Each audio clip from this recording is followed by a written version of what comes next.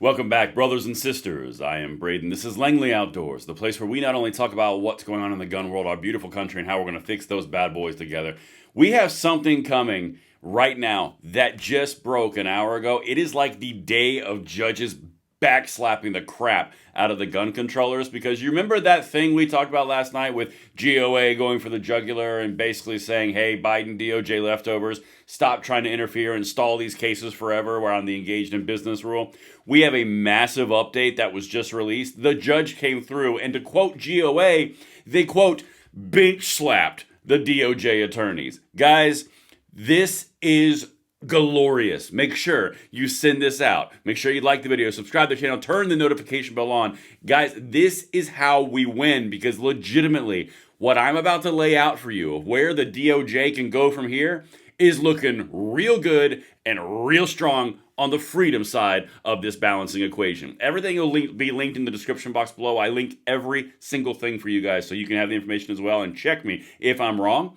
But like I said, guys, please send this out. Make sure, of course, you go in here and you follow me at Braden LOA, where I have been flooding the airwaves with this kind of stuff all day long. We already talked about Pennsylvania. That was incredible with 18 to 20-year-olds. Now we're going to talk about the engaged in business rule, because literally the gun controllers got one backhand in Pennsylvania, and then the courts in another sector came back and gave them the old forehand. I mean, bench slapping is a really good way to explain it, and you can take part if you follow me at Braden LOA. We are almost to 10,000 followers, and I'd love to have you there. All right. Let me lay the groundwork in case you happened to miss last night's video where I said GOA was going for the jugular in the gun control in the Fifth Circuit around the engaged in business rule. They went ham on it, okay? Let me show you where we were at yesterday, and then I'm going to show where we're at now. So this is the update from yesterday. This is linked in our first video we did 24 hours ago. Holdover Biden attorneys are abusing their authority at the DOJ to undermine GOA's victory, blocking the ATF's backdoor universal registration checks. These Biden infringements need to get ripped up and torn out ASAP, not stayed and delayed in court. And that was the entire point, right? The whole thing was they were trying to stay them indefinitely so that they would never have a final judgment, which would destroy the gun control that they are pushing in the engaged in business rule. Guys, we are on the precipice of what I'm about to show you to put this nail in that coffin, and it will never come again, ever, if this happens the way I'm going to show you. Has a pretty high likelihood. All right, so that's where we were before, 24 hours ago. As you can see, this was published on the 25th from GOA. I showed you this last night. Biden holdovers of the DOJ moved to stall GOA victory in ongoing lawsuit against the ATF. Everything is on the video last night. It's literally titled GOA Goes to the Jugular. Watch that whole video if you want, because I don't want to relitigate the entire thing, except for right now when we have a massive update on it, because the judge made a decision. Listen to this. From Gun Owners of America an hour ago, Judge Kaczmarek just bench slapped rogue DOJ attorneys trying to undermine our legal victory against the ATF. At Pam Bondi needs to clean house ASAP and halt this unconstitutional Biden infringement. And I'm going to show you in a second. This is the most important thing I'm going to say in this video.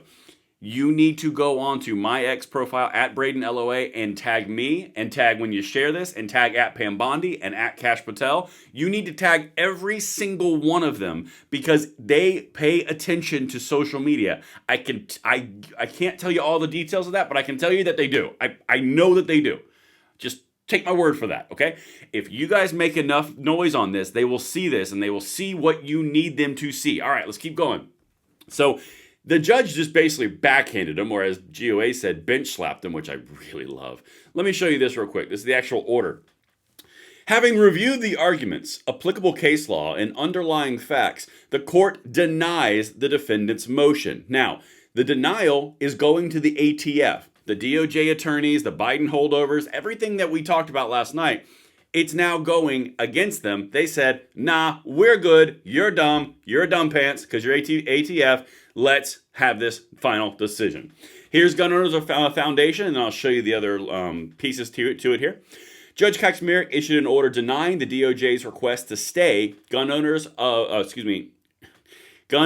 Foundation and gun owners' case against the Biden-era ATF engaged in the business rule. Our case will continue as originally scheduled, and we look forward to squashing this tyrannical rule once and for all.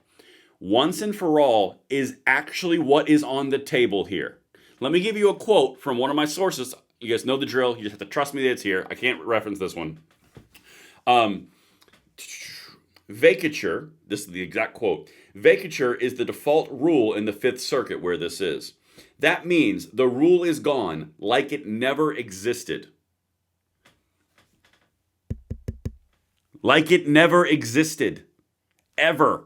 Ripped out of the Federal Register. Ripped out of the ATF. Torn asunder, as it were.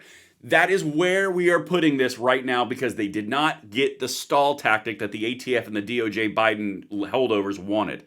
Guys, this is literally like if you ever played Mortal Kombat, the ATF is doing that thing and then it's finish him. Like we're right there. Like legit. Sorry, like these references are all over the place, but I'm excited. Let me show you what FBC posted.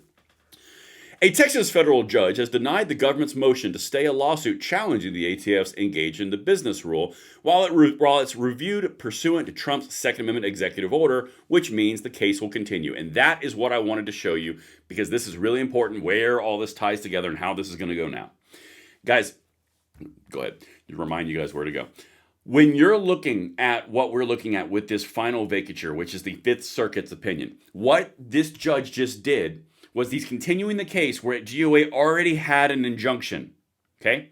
They have the ability to either make it permanent for GOA, which would be the injunctive relief for the actual plaintiff, or they could go straight up pistol brace on us and make it completely national.